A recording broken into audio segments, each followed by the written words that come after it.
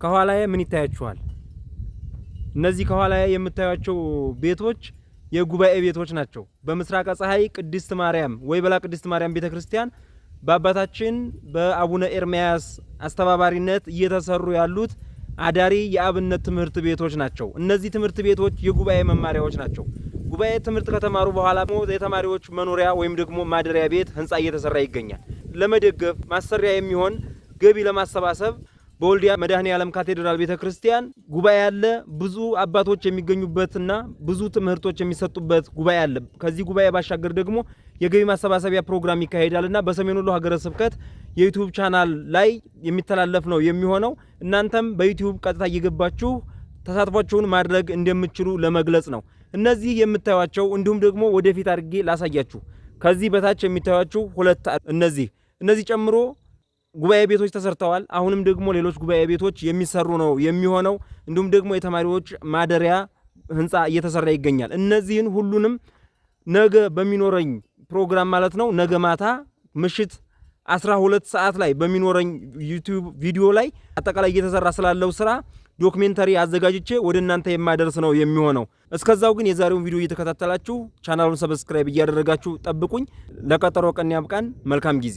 ይህ ታሪክ 47ኛው የግብጽ ሊቀ ጳጳስ ሆነው አባ ሚካኤል በተሾሙበት በዚያን ዘመን በክርስቲያኖች ላይ የደረሰውን ግፍና የኢትዮጵያው ንጉሥ ወደ ግብጽ አገር መልእክት ልከው ክርስቲያኖችንና ጳጳሱን አባ ሚካኤልን ከስር ያስፈቱበትንና ከመከራ የታደጉበትን ታሪክ የሚዳስስ ድንቅ ታሪክ ነው። ታሪኩን በማዳመጥ የኢትዮጵያው ንጉሥ ያደረገውን ውለታና ኢትዮጵያ ሀገራችን ለክርስትና ያላትን ክብርና ፍቅር እንዲሁም የግብጾች ሱልጣኖች በክርስቲያኖች ላይ ያደርሱት የነበረውን ግፍ እንዲትረዱና ስለ ቤተ ክርስቲያናችሁ ያላችሁን ፍቅር እንዲጨምሩ እያሳሰብን ቪዲዮአችንን ላይክ፣ ዩቲዩብ ቻናላችንን ሰብስክራይብ እንዲታረጉ እንጠይቃለን። በስመ አብ ወወልድ ወመንፈስ ቅዱስ አሃዱ አምላክ አሜን። መጋቢት 16 ቀን በግብጽ አገር አሕዛብ በእስራትና በስደት ብዙ ያሰቃዩአቸውና የኢትዮጵያው ንጉሥ 300,000 ሰራዊት አብዝቶ ከዚህ ስቃያቸው ታድጎ ነፃ ያወጣቸውና በአሕዛብ ዘንድ ያስከበራቸው አባ ሚካኤል ረፍታቸው የሚታሰብበት ዕለት ነው። አባ ሚካኤል ለአባቶች ሊቃነ ጳጳሳት 47ኛው ናቸው። በታላቁ በአስቄጥስ ገዳም ከመነኮሱ በኋላ በተጋድሎ ክርስቲያናዊነታቸውን እያሰፉና ክርስቲያኑን እየጠበቁ ኖሩ። ከእርሳቸው በፊት የነበሩት ሊቀ ጳጳሳት ባረፉ ጊዜ በእሳቸው ቦታ በቅዱስ ማርቆስ መንበር ላይ የሚቀመጠውን እንደገኛ ሰው ሲመረምሩ ከመካከላቸው ትንቢትን የሚናገር አንድ ጻድቅ ሰው በመቃርስ ገዳም እያለሁ ስጸልይ አባ ሚካኤል በማርቆስ መንበር ላይ የሊቀ ጵጵስና ሹመት ይገባዋል የሚል ቃል ከሰማይ መጣልኝ ብለው ተናገሩ። ሁሉም የአባ ሚካኤልን ገድልና ትሩፋት አስበው እሳቸውን ለማምጣት ሲሄዱ እሳቸው ግን ፈቃደኛ አልነበሩም።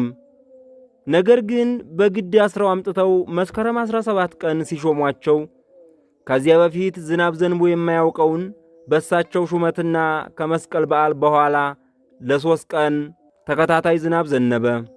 የእስክንድሪያ ሰዎችም በዚህ እጅጉን ተደሰቱ። በአባ ሚካኤል የሹመት ዘመን በአገሪቱ ላይ ታላቅ የሆነ መከራ መጣ። በክርስቲያኖች ላይ እልቂት መከራና ስደት ስለበዛ ከእነርሱም ውስጥ ብዙዎች ሽሽትን አበዙ። የክብር ባለቤት ጌታችን መድኃኒታችን ኢየሱስ ክርስቶስን የካዱ ሰዎች ቁጥር ወደ 24,000 ተጠጋ። አባ ሚካኤልም በዚህ እጅግ አዘኑ። ዳግመኛም በእሳቸው ዘመን ከመለካውያን ሊቀ ጳጳሳት ጋር ተከራክረው አሳምነውታል። ከዚህም በኋላ የሃይማኖትን ነገር ደነገጉ። ከኤጲስቆጶሳትም ጋር ሆነው የነ ቅዱስ ቄርሎስን የሃይማኖት ድንጋጌ አጸኑ። ከእስክንድሪያ ሰዎች ከመለካውያን ወገን የሆነ አንስጣሴስ የተባለ አንድ ሰው መከራን አመጣባቸው። እርሱም የተወገዘ መለካዊ ሆኖ ሳለ የኤጲስቆጶስነትን ሹመት ፈልጎ እምቢ ስለተባለ ወደ እስላም ንጉሥ በመሄድ አባ ሚካኤል ላይ ነገር ሰራባቸው።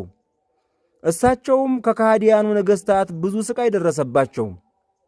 ብዙ ግርፋትንም ገርፈው በእግር ብረት አሰሯቸው። አንገታቸውንም ሊቆርጡ ወደ መኮንኑ በወሰዷቸው ጊዜ በእግዚአብሔር ጥበቃ ዳኑ። ዳግመኛም በመርዋን አልጋዲ ዘመነ መንግሥት አባ ሚካኤልን በአደባባይ ታላቅ ስቃይን አሰቃዩአቸው።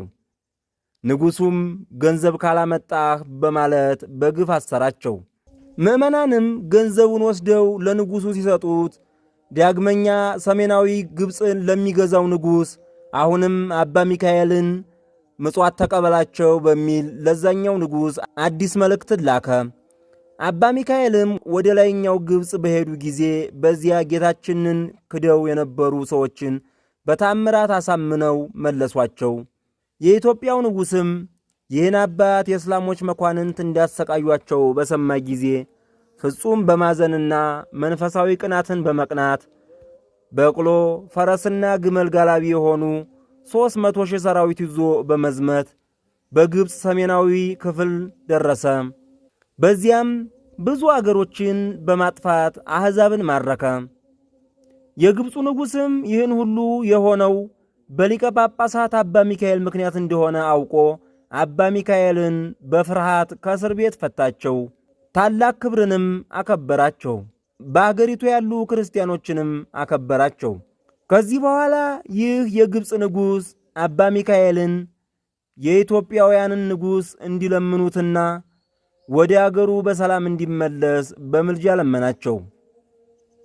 አባ ሚካኤልም ወደ ኢትዮጵያው ንጉሥ በአንተ ምክንያት ከእስራትና ከስቃይ ሁሉ እግዚአብሔር አድኖናልና አሁን አንተ ወደ ሀገርህ በሰላምና በፍቅር ተመለስ። ስለ እኔና ስለ ክርስቲያን ወገኖች ሁሉ ስለ ደከምክ መልካም ዋጋህን እግዚአብሔር በመንግሥተ ሰማያት ይክፈልህ በማለት እርሱንና ሰራዊቱን ሁሉ ባረኩ። ከዚያም በኋላ የኢትዮጵያው ንጉሥ ይህንን የአባ ሚካኤልን መልእክት ተቀብሎ ፈጥኖ ተነስቶ ወደ አገሩ በሰላም ተመለሰ። አባ ሚካኤልም መልካም የሆነውን አገልግሎታቸውን በፈጸሙ ጊዜ በዚህች ዕለት ማለትም በመጋቢት 16 ቀን ከዚህ ዓለም ድካም አረፉ። የአባታችን የአባ ሚካኤል ረድኤትና በረከታቸው ከሁላችን ጋር ትኑር ለዘላለሙ አሜን።